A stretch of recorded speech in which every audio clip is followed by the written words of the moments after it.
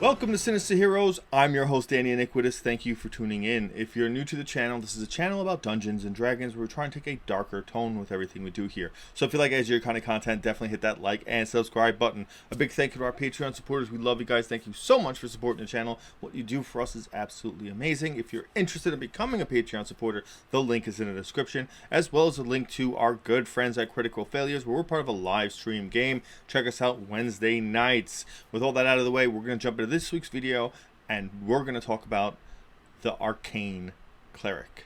I call it the Arcane Cleric. This is really the Arcana Domain Cleric. Arcana being all the actual magic suffused into this world.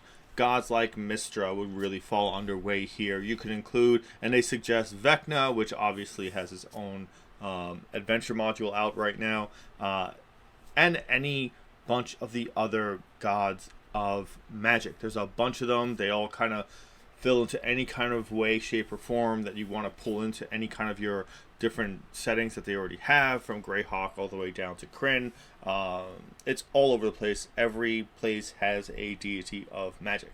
Mr. again is the more popular one, as far as if you do really know a lot about the lore, and if you don't, definitely read up about Mystra. It's very, very cool. It's definitely worth it. So this came from the Sword Coast Adventurers book, which didn't have a lot of great things added to it, but it does give you a couple of really cool ideas as far as building your characters differently. This book also included Green Flame Blade and Booming Blade, which was a big game changer as far as cantrips and Gish classes go.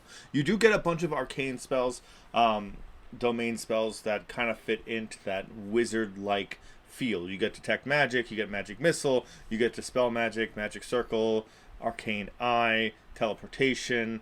A lot of it is really utility based around what the wizard normally gets, which is cool to add those to the cleric, because now your cleric is kind of building around a different ideology than it had previously, because you have some more of these very unique spells that are kind of just almost specifically wizard utility spells, or spells that you expect a wizard to have. Your first ability is Arcane Initiate. When you choose this domain at first level, you gain proficiency in the Arcana skill, and you gain 2 cantrips of your choice from the wizard spell list. For you, these cantrips count as cleric cantrips. Now, there's a bunch of cantrips you can use to really kind of offset what you feel like you might be lacking from the clerics cantrip list. This is a great way for you to buff those things out. Depending on what you want to do and what you want to build, this can work out really well for you and give you a little bit of versatility. One thing important to note is when you see a spell count as a spell for you or count as a cleric spell, that means you cast it using your spellcasting modifier. You'll see this from time to time in a bunch of different classes or abilities that give you the ability to pick spells from other spell lists. The purpose is to reduce the amount of multi-attribute dependency that you would get from these classes. So everything stays within that, oh, this is a wizard spell, but it still counts as a cleric spell, so you only need to really worry about your wisdom. At second level, you gain Channel Divinity Arcane Abjuration.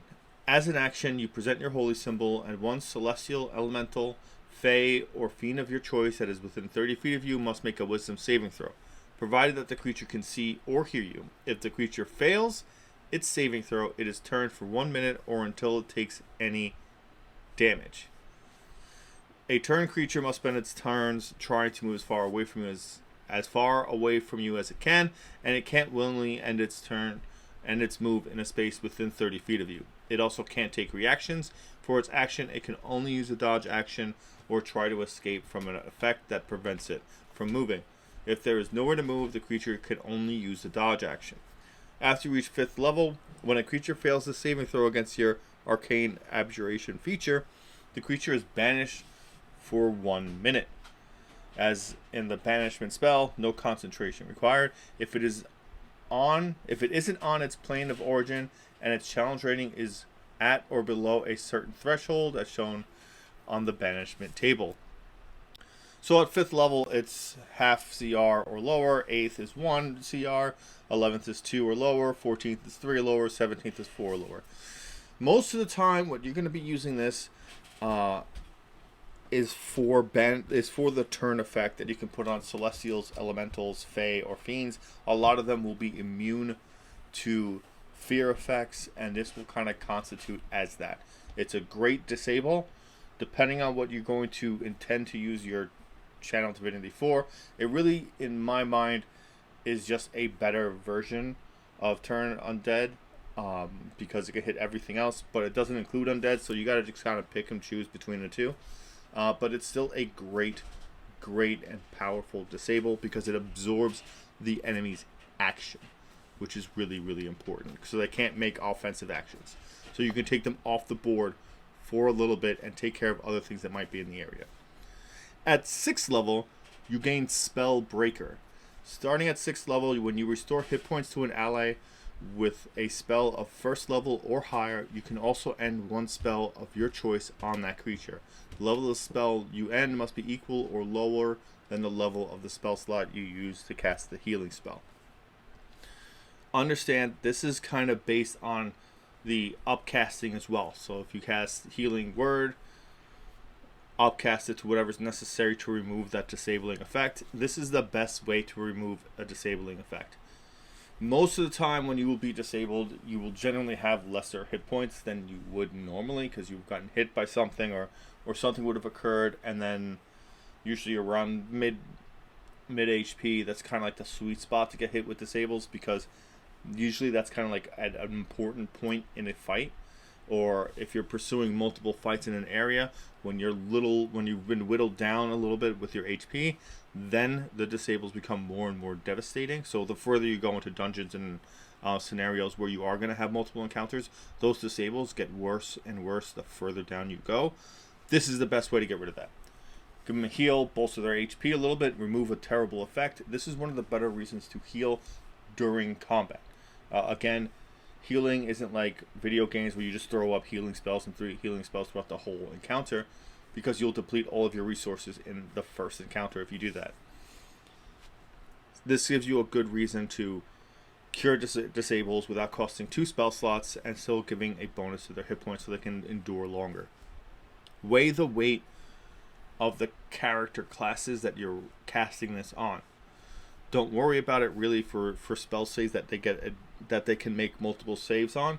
For creatures like satyrs or Yuan-ti or gnomes, depending on what kind of a spell it is.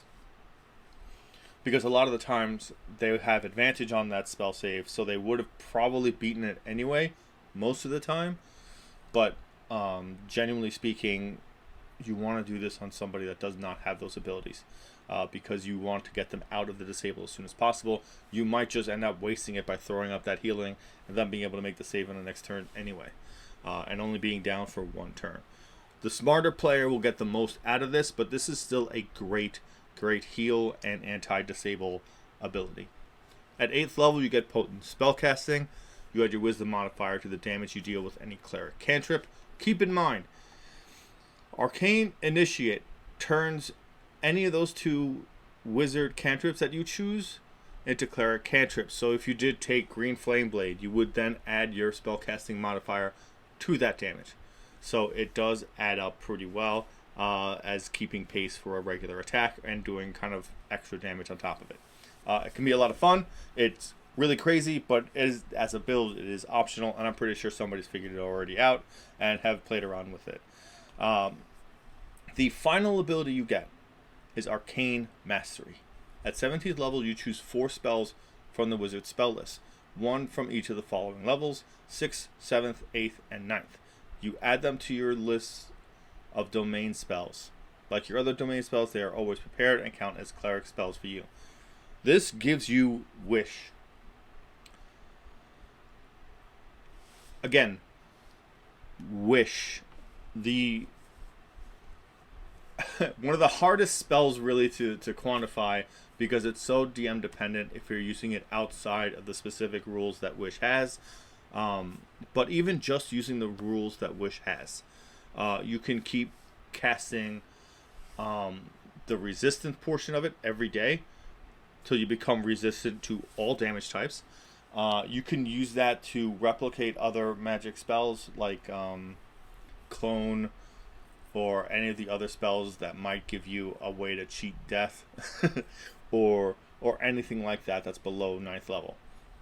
It is profoundly the strongest spell in the game because it can warp reality. Depending on what your DM will let you get away with in regards to casting this spell is dependent on your DM if it exceeds the normal bounds of Wish.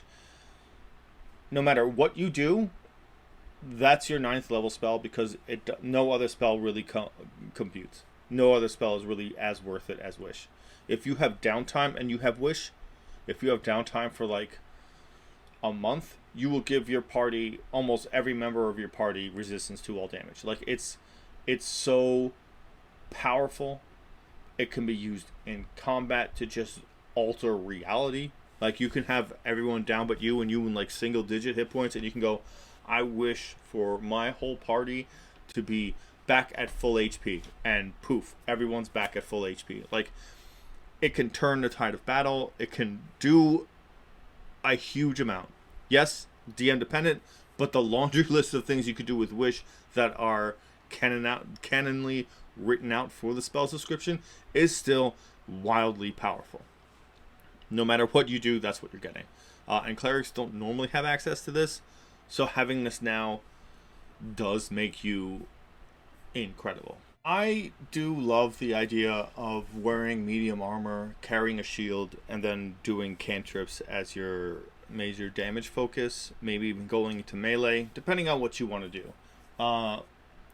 The great part of this class is it takes the cleric, which already is a powerhouse, and adds a lot of things from the wizard, the base wizard, to kind of complement those ideologies and make a really cool, creative, customizable, almost hybrid between the two.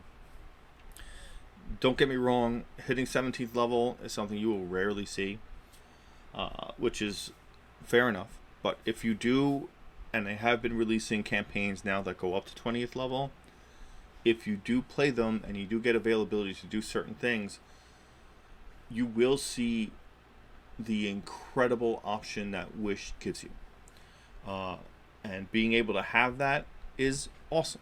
And I know that kind of takes away from some of the other spells you can pick up from the wizard spell list at 6th, 7th, and 8th level.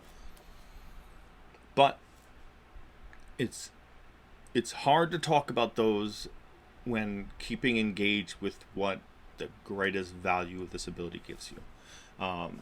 Obviously, the more you know about the spell list, the better options you have, and the more tailored your character will be towards your campaign and what you need to do. This gives you a lot of options to do that. The cleric spell list on its own is very, very strong.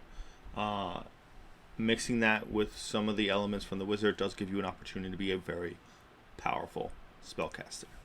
With all that said and done, we're going to bring this video to a close. If you enjoyed the content, definitely like and subscribe, share the video, leave us a comment, tell us about all your fun experiences with Arcane Domain Clerics, whether you've DM'd for them, whether you were one yourselves. Definitely let us know what it was like.